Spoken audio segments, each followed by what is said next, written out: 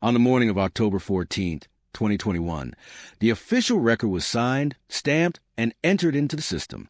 The time of death was recorded at 6:42 a.m., caused by cardiac arrest inside a private residence that showed no signs of disturbance.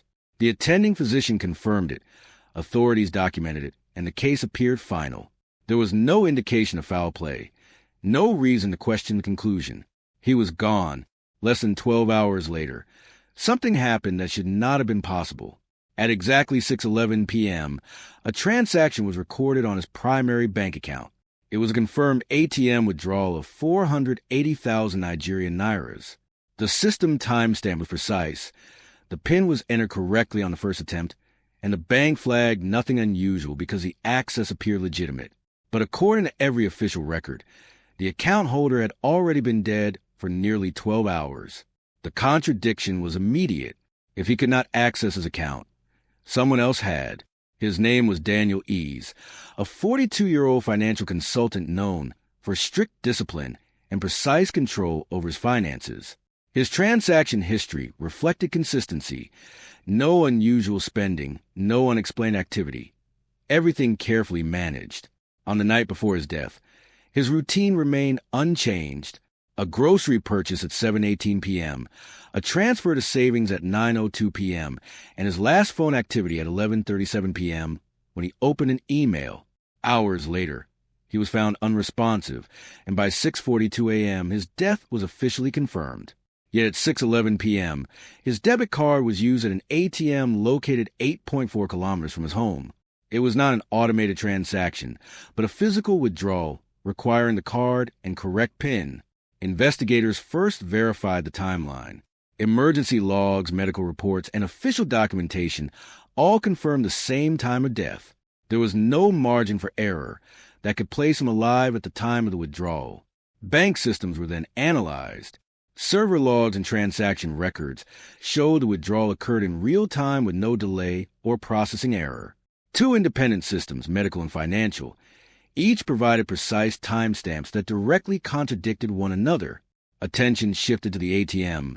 Surveillance footage showed a figure approaching at 6:10 p.m., wearing neutral clothing and a cap that partially concealed their face.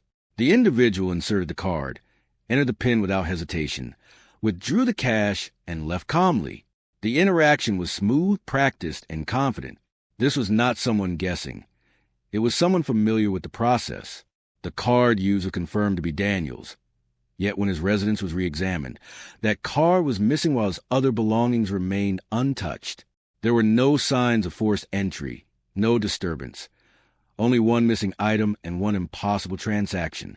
Phone records revealed no activity after 11:37 p.m., but at 5:58 p.m. on the day of the withdrawal, a login to his mobile banking app occurred from an unfamiliar device. The login was successful, meaning the correct credentials were used. This indicated that whoever accessed the account had both the card and the login details. Investigators began tracing who could have obtained that level of access. Daniel lived alone and shared no financial information, but one colleague appeared repeatedly in his recent interactions. This individual had worked closely with him and had regular proximity to his routines. Location data showed the colleague's phone connected to a tower near the ATM during the time of the withdrawal. Further analysis revealed that 2 weeks earlier, during a meeting, a secondary device had been registered to Daniel's banking app shortly after he accessed it in the colleague's presence. That same device was used to log in on the day of the withdrawal. The pattern became clear. The colleague had observed Daniel, learned his habits, and likely memorized his PIN. They had briefly accessed his phone to register their own device, creating a hidden entry point into his account. On the day of his death, they used that preparation to withdraw money. The timing was deliberate. The transaction occurred after his death had been confirmed, suggesting it was calculated under the assumption that no one would immediately notice activity on his account. But that single transaction created a contradiction that could not be ignored. The evidence converged: bank logs, device records, surveillance footage, and location data all pointed to the same conclusion. The colleague had accessed the account and carried out the withdrawal after Daniel's death. What began as a routine case became an investigation driven by a single inconsistency. The financial activity did not just raise suspicion. It revealed the truth.